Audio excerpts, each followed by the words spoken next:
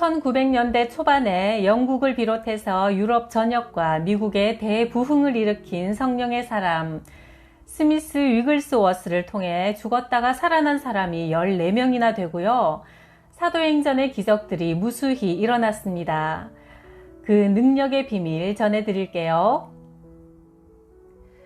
위글스워스가 영국 국교회에 소속한 어느 목사님 집에 머무를 때 둘은 저녁 식사를 마친 후 계속 이야기를 나누었다. 그 목사님은 두 다리가 모두 인조다리였다. 당시 인조다리는 요즘 것처럼 세련된 것이 아니었다. 대화 중 위글스워스가 갑자기 말했다.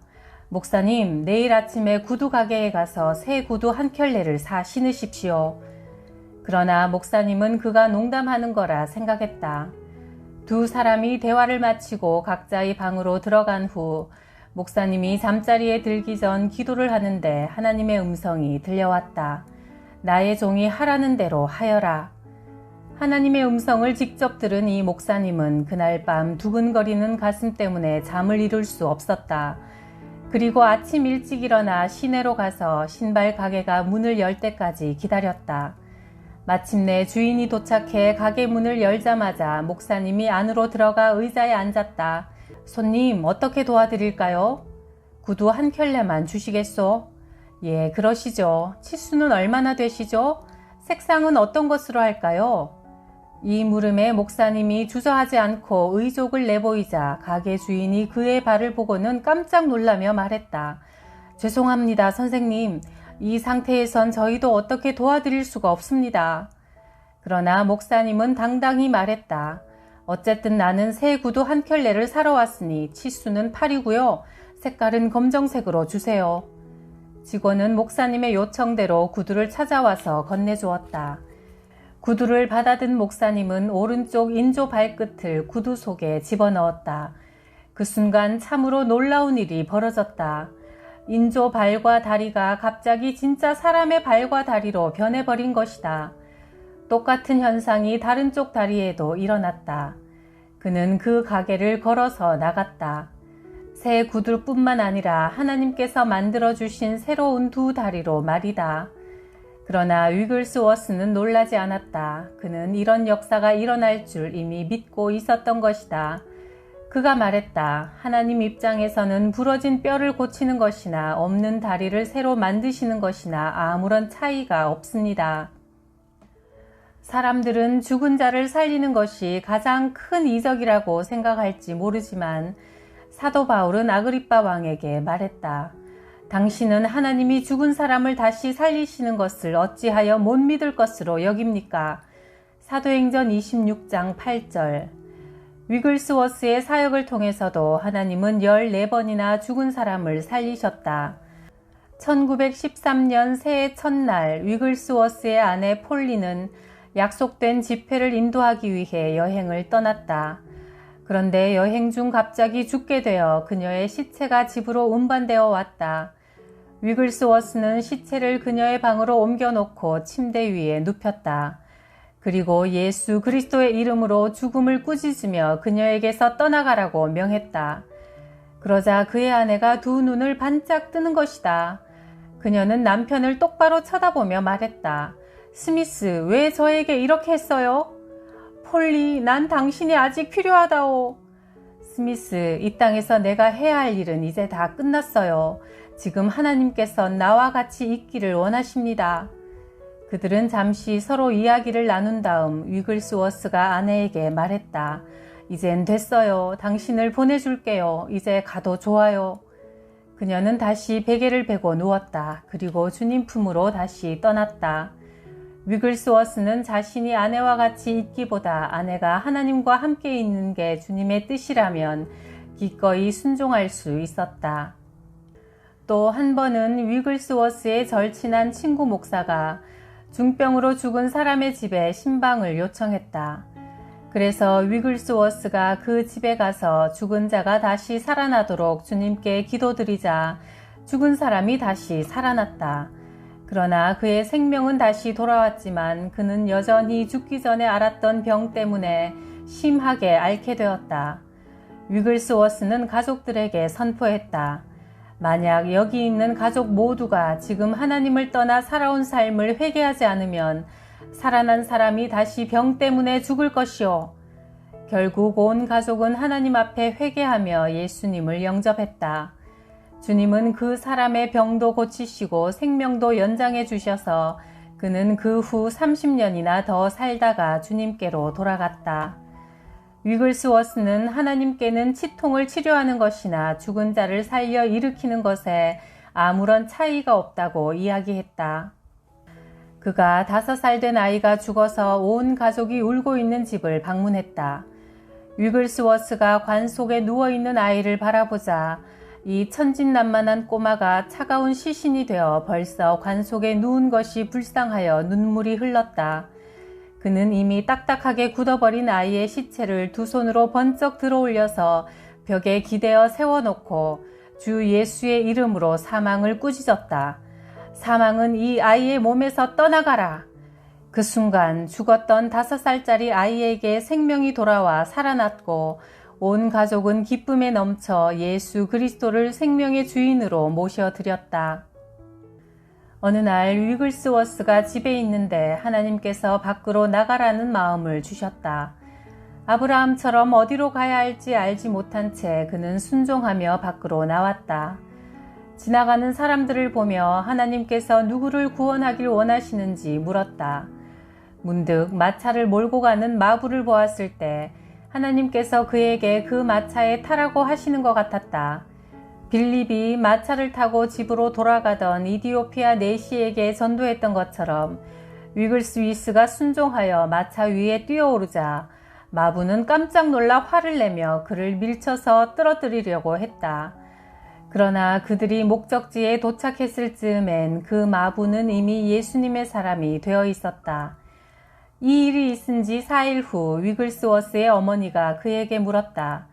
얘야, 혹시 마차 끄는 마부에게 전도한 적 있니?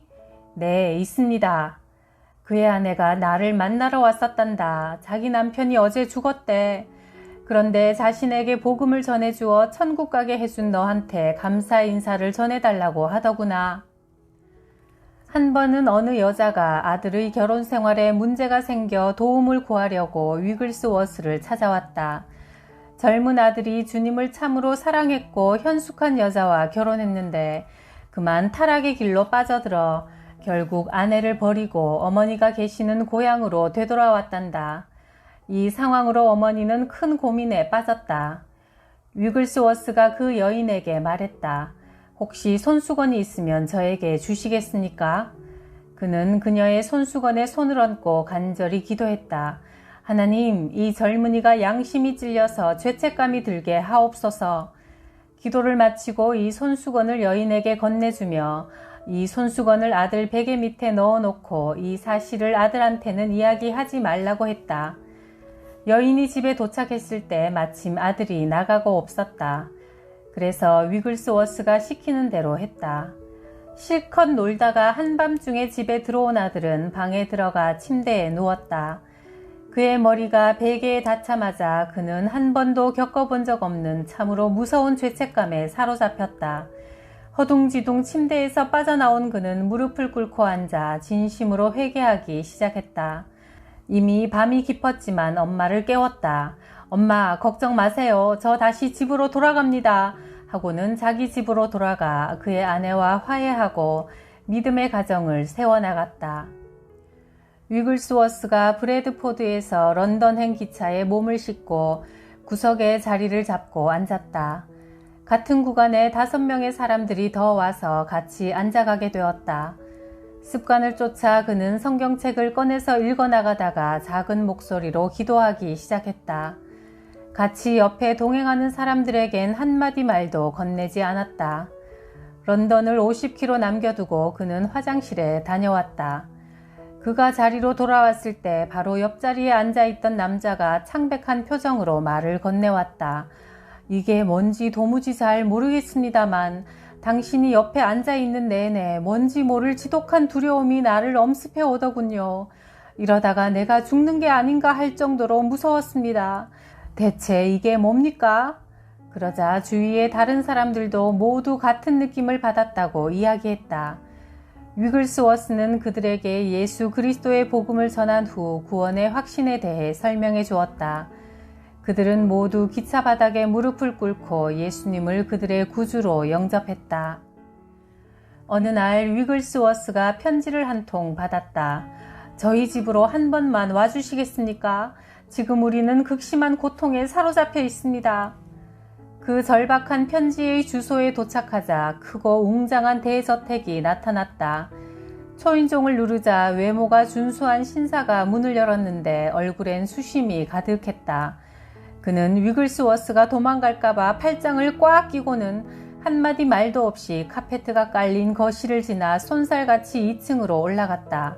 어느 방문을 열더니 위글스워스를 그리로 들어가라고 하고는 자기는 들어오지도 않고 문을 닫아버렸다.